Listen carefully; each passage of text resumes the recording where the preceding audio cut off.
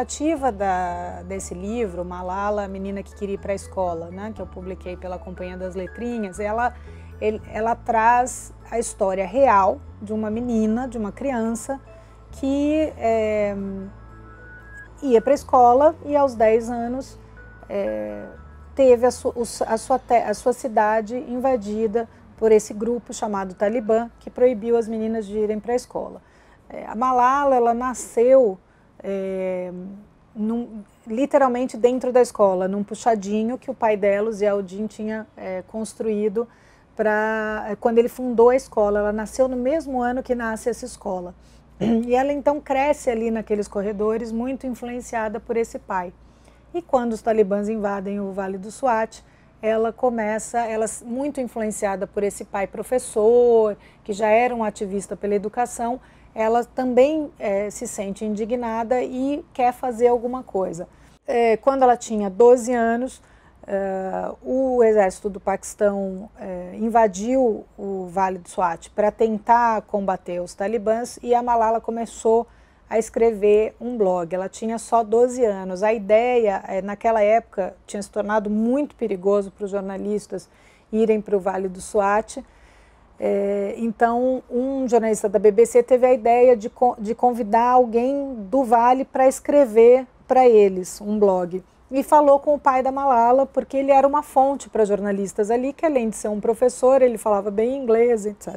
Então você vê que é uma menina de uma zona tribal, que nasceu muito pobre e que depois foi educada, recebeu educação, mas em um determinado momento a violência impediu que ela continuasse indo para a escola.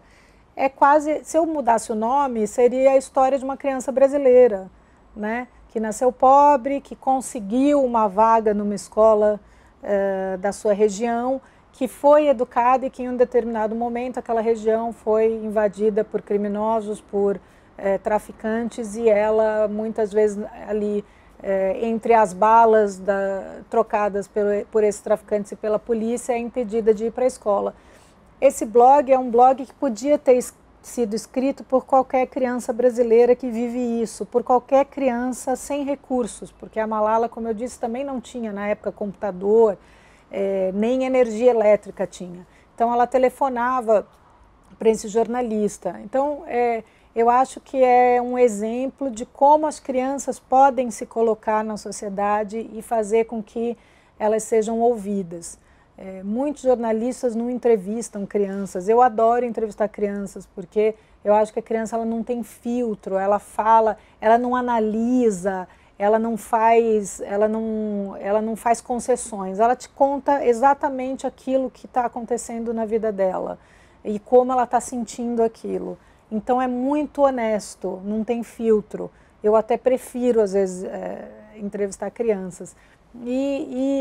Acabou sendo a minha história, tanto aqui no Brasil, nessas coberturas de Fundação Casa, como no Paquistão, ou em campos de refugiados na África, que sempre há mais crianças do que em qualquer outro lugar.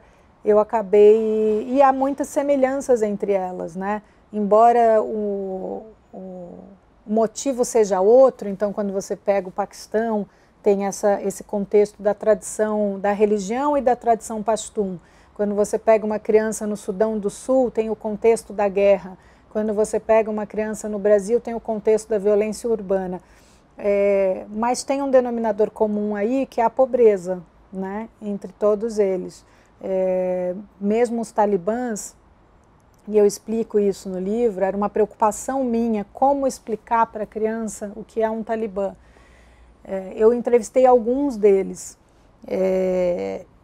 E como eu tenho essa curiosidade para saber sobre como alguém se tornou um talibã ou como alguém se tornou um Nobel da Paz, eu tenho a mesma curiosidade para saber sobre um e outro. Eu sempre brinco que nenhum bebê nasce Nobel da Paz, nem nenhum bebê nasce talibã.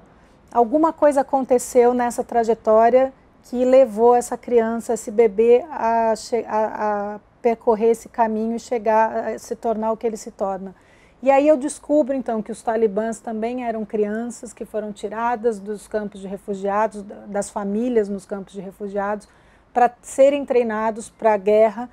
durante quando a União Soviética invadiu o Afeganistão. Então, eles eram pequenos e só aprenderam a usar armas. Também não foram para a escola, não sabem o valor que a escola tem.